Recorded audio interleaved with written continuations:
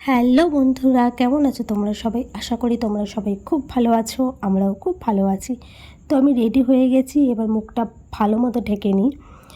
তো এবার আমি ছাতাটা নিয়ে নিই, দিয়ে বেরোবো। আজকে একটু কাজ আছে, ইচ্ছে ছিল না আজকে বাইরে বেরোবার। তার কারণ হচ্ছে আজকে বীভৎস রোদ, বাইরে চট করে কেউ বেরোচ্ছে না দরকার না থাকলে। কিন্তু আমার কিছু করার নেই, আমার এমনই দরকার আছে যে আমাকে বেরোতেই হবে।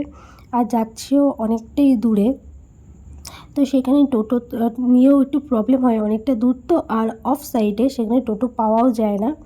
আর আমি না একটু তাড়াতাড়ি করে বেরোইনি, ভাবলাম বেরোবো তাড়াতাড়ি করেই, কিন্তু আর হয়ে ওঠেনি। যেহেতু ছেলে রয়েছে, বাচ্চা ছেলে, ওর ওর মুডটার উপরে কখনো ভালো থাকে কখনো খারাপ থাকে।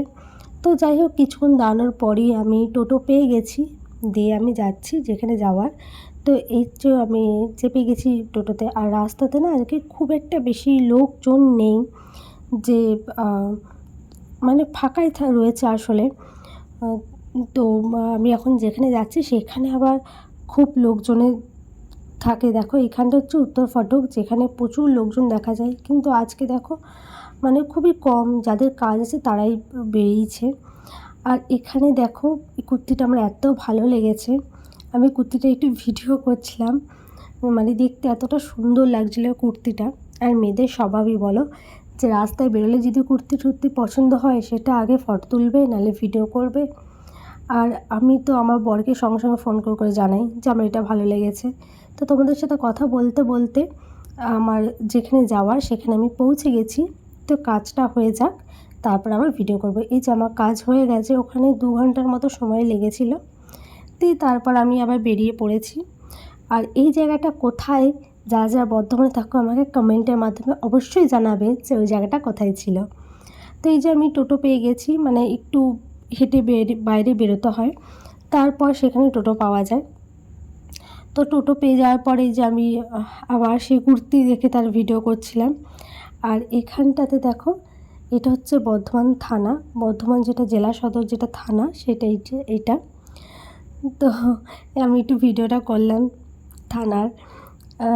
তো এবার চলো তাড়াতাড়ি বাড়ি চলে যাই, অনেকটা দেরি হয়ে গেছে। একই দিন দেরি করে বেরিয়েছিলাম, তারপর আবার দেরিও হয়ে গেছে।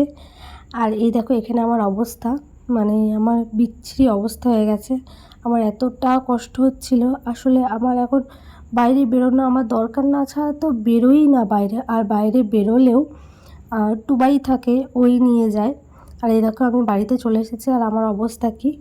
আর ছেলেটার সাথে অনেকক্ষণ দেখা হয়নি। আমি আসার পর, আমি যখন ছিলাম ঘরে এসেছি তখনও ছিল না, যে আমাকে দেখেছে এই দেখো চলে এসেছে। চিংড়ি মাছ খেয়েছো?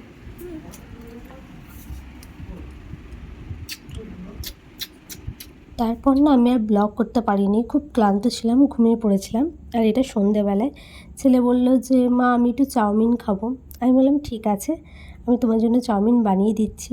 ওর জন্যই অল্প করে বানাবো, আমি এখন আর খুব একটা বেশি ভালো লাগে না খেতে। তো এখানে চাউমিনটা সেদ্ধ করার জন্য বসিয়ে দিয়েছি, আর এখানে আলু কাটছি। দেখলাম সেরকম একটা সবজিও নেই যে দেবো। আর আলু যখন আমি চাউমিনটা সেদ্ধ করি না, একটু তেল দিয়ে দিই, তাহলে দেখেছি চাউমিনটা গায়ের সাথে লেগে যায় না। আর এখানে আলু কাটার পর পেঁয়াজটাও কেটে নেবো, একটু বেশি করেই পেঁয়াজ দেবো। আমার আবার পেঁয়াজ ভাজাটা না খুব ভালো লাগে। আমার ছেলে আবার অতটা পছন্দ করে না, কিন্তু আজকে আমি ভাবলাম যে যেহেতু কোনো সবজি নেই, আলু আর পেঁয়াজ, তাই দুটোই একটু ও একার মতো খাবে, একটু বেশি করেই পেঁয়াজটা দিই। তো এই যে আমার সব কিছু কাটা হয়ে গেছে, এবার আমি কড়াইটা বসিয়ে আমি এর মধ্যে তেল দিয়ে পেঁয়াজটা দিয়ে দিয়েছি। পেঁয়াজটা এবার একটু লাল লাল করে ভাজি।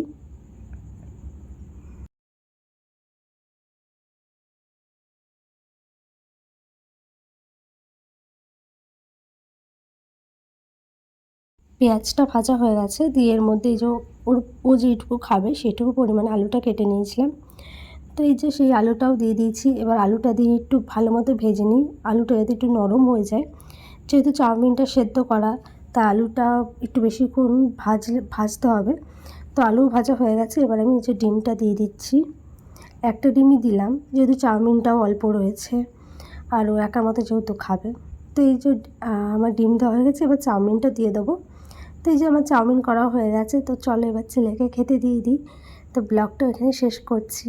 আশা করি ব্লগটা তোমাদের ভালো লাগলে প্লিজ একটা লাইক করে দিও, চ্যানেলটা সাবস্ক্রাইব করে নিও এবং কোথায় কি ভুল হচ্ছে আমাকে কমেন্টের মাধ্যমে জানিও।